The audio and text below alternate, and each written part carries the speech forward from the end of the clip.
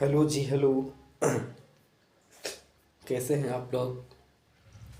उम्मीद करता हूँ अच्छे ही होंगे और अपनी पढ़ाई को बहुत ही बखूबी तरीके से पढ़ रहे होंगे। तो आज जो हम लोग बातें करेंगे वो करेंगे ईस्ट इंडिया कंपनी का भारत में आगमन, यानी ब्रिटिश ईस्ट इंडिया कंपनी का भारत में आगमन। आपने देखा कि किस तरह से यूरोपियों में पुनर्जागरण आया और पुनर्जागरण के आ जाने से व्यावसायिक क्रांति और भौगोलिक खोजें हुई और भौगोलिक खोजों के कारण ही एक अमेरिका जैसे देश का खोज कोलंबस ने किया और पेड्रो अल्वारेज कैब्राल ने दक्षिण अफ्रीका का खोज किया। उसी तरह से वास्को डी गामा ने भारत में आने वाली व्यापारिक मार्ग का खोज किया और यहीं से सारी यूरोपीय कंपनियां कंपनी बना बना कर गठन कर कर कर वो भारत आते हैं और फिर देखिएगा भारत को किस तरीके से आर्थिक शोषण किया जाएगा। आर्थिक शोषण ही नहीं बल्कि भारत पर अपनी इम्पायर खड़ा कर लेगा, एक साम्राज्य बनाने के निरंतर ओर मुड़ जाएगा। तो आपको सारी चीज़ें आपको आगे समझ में आएगी। तो मैंने आपको बताया था कि 1580 ईस्वी में 1580 ईस्वी में स्पेन ने पुर्तगाली को पराजित किया। पुर्तगालियों को क्या किया? पराजित किया और पराजित करके ये जो स्पेन था नौ सैनिक श्रेष्ठता प्राप्त कर ली। नौसैनिक श्रेष्ठता प्राप्त कर लिया। देखिए, पुर्तगाली कंपनियां जब इसकी प्रतिस्पर्धी कंपनियां कोई नहीं थी तो ये दोनों हाथ से लड्डू लूट रहा था। लेकिन अब यहाँ क्या है कि ये भारत में यहाँ पे पहले पुर्तगाली था लेकिन अब आ गया है स्पेन आ गया है जिसको डच बोलते हैं और फिर ब्रिटिश भी आ गया है। तो ये दोनों इसकी जो है प्रतिस्पर्धी है। प्रतिस्पर्धी कहने का मतलब ये दोनों हैं जो इनकी मार्केटिंग में, इनकी व्यापारिक गतिविधियों में अब अवरुद्ध बनने का कार्य करेंगे। यानी एक तरह से कहें तो इन तीनों कंपनियों में देखिएगा किस तरह से विवाद उत्पन्न होगा। तो इस तरह से मैंने देखा कि 1580 में स्पेन जो था यानी डच कंपनी क्या किया, पुर्तगालियों कंपनियों को पराजित करके नौसैनिक श्रेष्ठता प्राप्त कर ली। लेकिन फिर अगली कड़ी में आप देखिएगा तो इसके ठीक 8 साल बाद 1588 ईस्वी में ब्रिटिश कंपनी स्पेन को हराकर अपनी नौसैनिक श्रेष्ठता प्राप्त कर लेता है। नौ सैनिक श्रेष्ठता यानी नेवी वाला जो आर्मी था वो सैनिक श्रेष्ठता कौन प्राप्त कर लिया? ये ब्रिटिश कंपनी। पहले नौसैनिक श्रेष्ठता किसके पास था? पुर्तगालियों के पास। फिर किसके पास आया? स्पेन के पास। स्पेन को हराकर फिर ब्रिटिश अपने पास नौसैनिक श्रेष्ठता प्राप्त कर लिया। तो इस तरह से अब जो यहाँ पे देखिएगा, अब जो हम लोग पूरी तौर पर जानेंगे वो जानेंगे कि ब्रिटिश कंपनी का किस तरह से इस्टेब्लिशमेंट हुआ इंडिया में। तो उसकी जो इंडिया में पूरी साम्राज्य स्थापित होगा, उस साम्राज्य तक पहुंचने का जो क्रम है वो किस तरह से सफ़र किया ब्रिटिश कंपनी, उसी चीज़ को हम लोग जानने वाले हैं। तो सबसे पहले कुछ बेसिक जान लेते हैं कि क्या होता है क्या नहीं होता इस कंपनी के बारे में। आप जानते हैं कि ये कंपनी 1608 ईस्वी में गुजरात में सूरत में अपनी प्रथम फैक्ट्री स्थापित किया और इसके पहले ही आ चुका था, लेकिन अस्थायी रूप से ये व्यापार कर रहा था यानी एक छोटी मोटी कंपनी के रूप में। लेकिन प्रथम फैक्ट्री जो इन्होंने जो सूरत में अपना इस्टेब्लिशमेंट किया ये 1608 में आया और कुछ ही समय बाद ये भारत के कुछ राज्यों में अपनी फैक्ट्री स्थापित करना आदि कार्य करना शुरू कर दिया। तो यहाँ से हम लोग जानेंगे कि ब्रिटिश कंपनी का ये जब आगमन हुआ तो किस तरह से ये अपना निरंतर गतिविधियाँ को बढ़ाए रखा। तो यहाँ पे मैं थोड़ा गेज कर देता हूँ।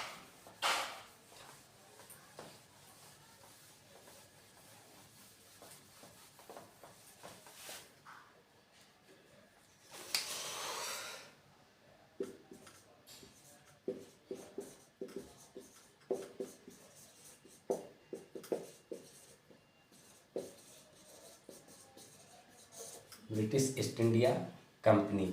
अब ब्रिटिश ईस्ट इंडिया जो कंपनी था, इसकी स्थापना कहाँ होती है? तो ब्रिटेन में होती है। बहुत सारे शेयर होल्डर्स मिलकर, लगभग 217 शेयर होल्डर्स मिलकर इस कंपनी की स्थापना करता है। और ये जो कंपनी है वो 1600 ईस्वी में भारत आती है 15 वर्षों के लिए। कितना वर्षों के लिए? मात्र 15 वर्षों के लिए वहाँ की सरकारें छूट देती है कि आप जाकर ईस्ट के साथ यानी पूरब के साथ व्यापार कीजिए। लेकिन होता क्या है बीच में कि 1609 ईस्वी में ब्रिटेन का जो शासक होता है जेम्स फर्स्ट, ब्रिटेन का शासक जेम्स फर्स्ट, जेम्स फर्स्ट के द्वारा इस कार्यक्रम को जो 15 वर्ष के लिए छूट दी गई थी कि आप 15 वर्ष ही मात्र ईस्ट के साथ पूरब के साथ व्यापार करते हैं कर सकते हैं, उसको बढ़ाकर जेम्स फर्स्ट ने अनलिमिटेड कर दिया कि आप जाइए व्यापार कीजिए और ज़रूरत पड़े तो वहाँ अपनी साम्राज्य निर्माण कीजिए।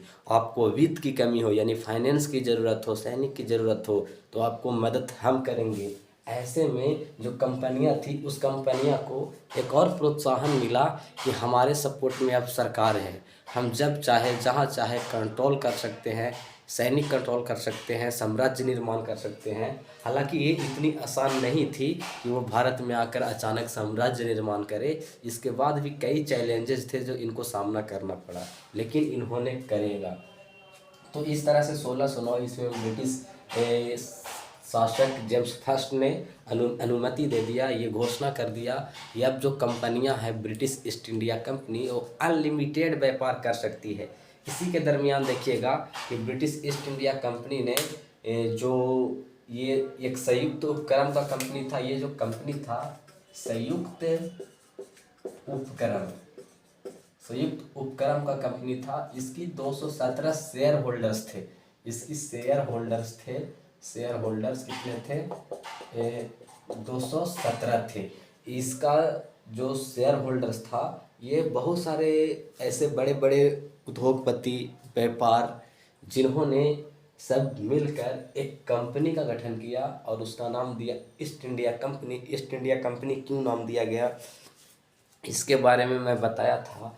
इस कंपनी को बनाने में लगभग जो पैसा लगा वो इतना पाउंड के आसपास लगा, 30,133 पाउंड। वहाँ के हिसाब से आप पैसा समझिए और भी ज़्यादा हो सकते हैं क्योंकि ये पाउंड में है। और पाउंड का मतलब होता है 1 शेलिंग 6 से कुछ इस तरह से बातें होती हैं। 1 शेलिंग ये भारत में होता था लेकिन यहाँ पाउंड चलता था, तो पाउंड के अकॉर्डिंग आप देखा जाए तो बहुत सारे पैसे हो जाते हैं। तो 30,133 मतलब पाउंड लगे थे इस कंपनी को बनाने में। अब ये कंपनी आएगा भारत में। अब किस तरह से भारत में ये डेवलप होगा और किस तरह से ये फले फूलेगा इसके बारे में हम लोग देखते हैं। तो यहाँ तक आपको समझ में आया होगा। ये जो कंपनी है ये कंपनी मात्र 15 वर्ष के लिए आया था 1600 के आसपास, 1600 में। लेकिन फिर जेम्स फर्स्ट नाम का एक शासक है, इसको 1609 में इसे बढ़ाकर इस टाइम पीरियड को अनलिमिटेड कर दिया। और इस कंपनी जो था एक संयुक्त उपक्रम की कंपनी थी, इसमें 217 शेयर होल्डर्स थे। इस कंपनी को बनाने में 30,133 पाउंड लगे थे। तो आप इन सब चीज़ों को यहाँ तक समझ गए होंगे। अब इसके आगे बढ़ते हैं।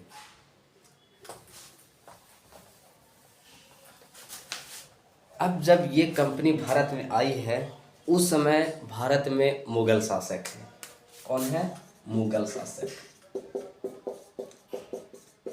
अब इस कंपनी की इतनी शक्ति नहीं है कि ये अचानक मुगल शासक से जाकर ये कहे कि हुजूर मैं व्यापार करना चाहता हूँ, क्योंकि ये मुगल शासक के शक्ति से भली भांति अवगत है और इनको पता है कि हम जब आए हैं यहाँ पे तो बहुत ही संयम तरीके से, बहुत ही विनम्र तरीके से जी हुजूर करके ये व्यापार करेंगे और फिर इन शासकों से कुछ अनुमति लेंगे और फिर ये व्यापार करना चाहेंगे। तो पहला जो मुगल शासक था वो था बाबर, 1526 से 1530। आप जानते हैं कि बाबर बहुत ही नॉर्थ वेस्ट बाउंड्री से आक्रमण करके घुसा। बाबर के बीच आपको पता है एक युद्ध हुआ था, बाबर BI के बीच, बाबर और इब्राहिम लोदी के बीच 1526 ईस्वी में। आप सोचिए कि जो ये नॉर्थ वेस्ट बाउंड्री है, यहाँ से आक्रमण हमेशा होते रहा है। आज भी ये परंपरा बनी हुई है कि सारे लोग आक्रमण जो करते हैं इसी क्षेत्र से करते हैं, क्योंकि भारत का अगर ज्योग्राफी कंडीशन देखिएगा तो भारत बहुत ही सेफ था, क्योंकि उत्तर में था माउंट ये हिमालय पर्वत थी, इधर ये जो था सागर था, इधर सारा जितना भी था अपना था, और कुछ खुला था तो मात्र यही था जिसके माध्यम से बहुत सारे आक्रमणकारी हमेशा भारत आते रहे। आप बाबर ले लीजिए, मोहम्मद गौरी ले लीजिए, मोहम्मद गजनबी ले लीजिए, ईरान का ये जो शासक था नादिर शाह, आदि जितने भी ले लीजिए, सिकंदर का डेरियस, जो भी शासक थे आक्रमणकारी था, सारा आक्रमणकारी इसी रास्ते से आएंगे और भारत में जो भारत की सोने की चिड़िया कही जाती थी उसको लूट लूट कर खा जाएंगे, खसोट खसोट कर खा जाएंगे, और बहुत ही भारत एक विषम परिस्थिति से गुजरेगा जो अकाल का सामना करेगा। तो जो पहला मुगल शासक था वो बाबर था। बाबर 1526 से 1530 तक शासन किया, और बाबर ने जब आया और भारत पर अपनी शासन स्थापना की तो इसके पहले एक युद्ध हुआ 1526 ईस्वी में बाबर और इब्राहिम लोदी के बीच, यानी दिल्ली सल्तनत खत्म, लोदी वंश खत्म। ये बहुत बड़ी एक परिवर्तन का यहाँ पे काल है कि जब कोई शासक एक तरफ अपनी साम्राज्य की नींव डाल रहा है तब कोई शासक, कोई साम्राज्य का अंत हो रहा है। तो ये एक बहुत ही इम्पोर्टेंट टाइम पीरियड है और एक कालखंड है जिसमें एक साम्राज्य का पतन हुआ, विनाश हो गया, तो दूसरे साम्राज्य की स्थापना हुई। तो वो बाबर और इब्राहिम लोदी। जो दूसरा था बाबर के बेटा हुमायूं। अब देखिएगा इसका जो टाइम पीरियड है वो है 1530 से 1556, 1530 से 1556। ये उसी तरह से आगे आप देखिएगा तो अकबर है, अकबर है 1556 से 1605 आप जानिए। तो इस तरह से मुगल शासन का कालक्रम है। फिर ये हो गए, फिर जहांगीर है, जहांगीर है 1605 से 1627। जहांगीर का बेटा है शाहजहां, शाहजहां ये है 1627 से 1658, 1627 से 1658। और एक और है औरंगजेब, औरंगजेब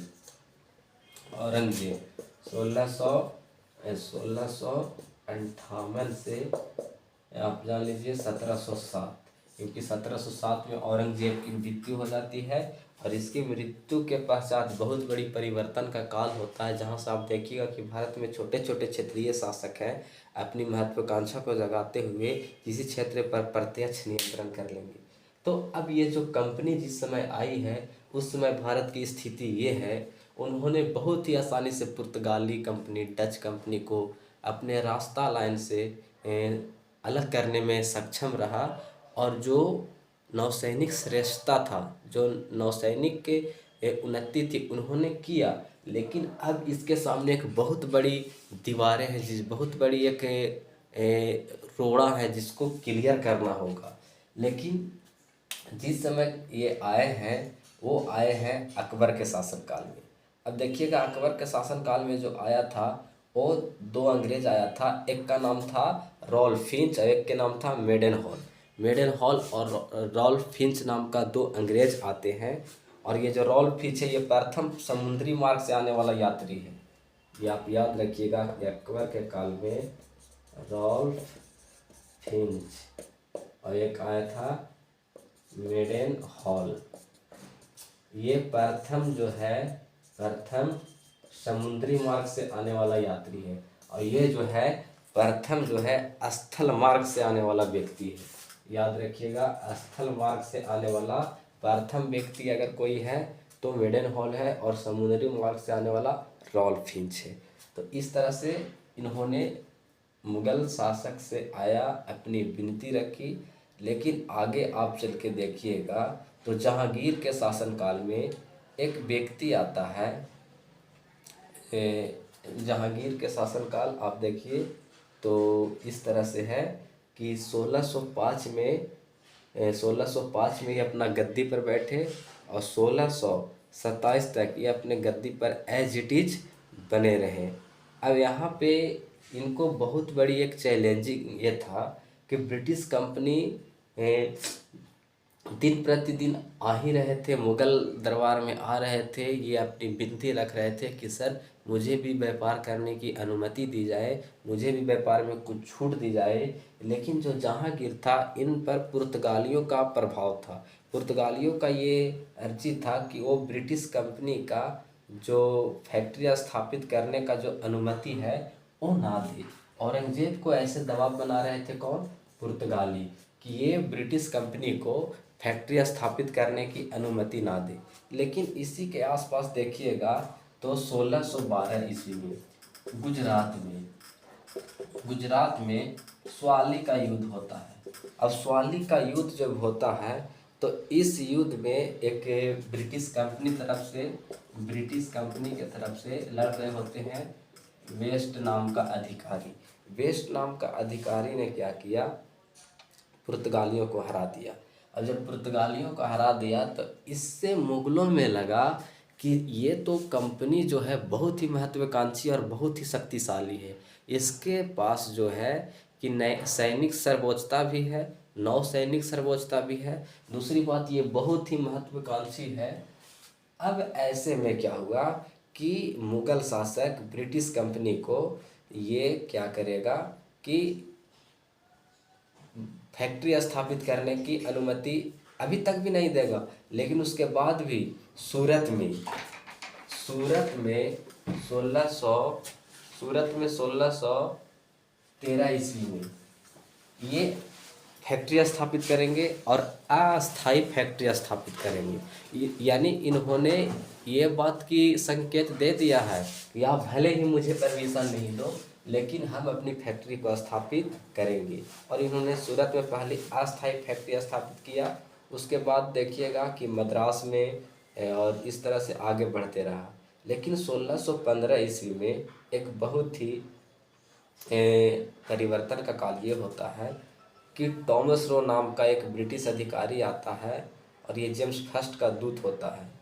इन्होंने आया, मिला और जहांगीर से आगरा में मिला और बहुत ही प्रसन्न हुआ। और इसके बाद यहाँ की जो बातें हैं वो बहुत ही एग्ज़ाम की नज़र से इम्पोर्टेंस नहीं है, लेकिन आगे का काल आप देखिएगा तो अंग्रेज़ों का जो समय है वो बहुत ही गोल्डन का समय होगा।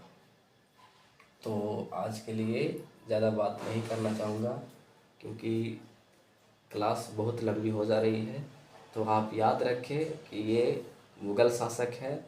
मुग़ल शासक के दरबार में लोग आ रहे हैं और किस तरह से लोग आ रहे हैं, उसकी क्या अर्जी है। जहांगीर के मुग़ल शासक में बहुत सारे लोग आए हैं और जैसे में ये टॉमस रो नाम का एक व्यक्ति आया है जो कि जेम्स फर्स्ट का दूत है। और यहीं से उनकी व्यापारिक कुछ छूटें प्रदान होगी, जो जाकर व्यापार करेगा, अपनी साम्राज्य के निर्माण की ओर मुड़ेगा। वो पहले व्यापारिक गतिविधियां करेगा, फिर राजनीतिक कंट्रोल करेगा। राजनीतिक कंट्रोल करने के माध्यम से वो वहाँ पे अपनी डायरेक्ट कंट्रोल करने का एक तरीका समझेगा, फिर उसी तरह से आगे अपने साम्राज्य की रुख में मुड़ जाएगा। तो आज के लिए यहीं तक हम लोग जानेंगे और फिर मिलेंगे हम लोग अपनी नेक्स्ट क्लास में। Thank you all of you.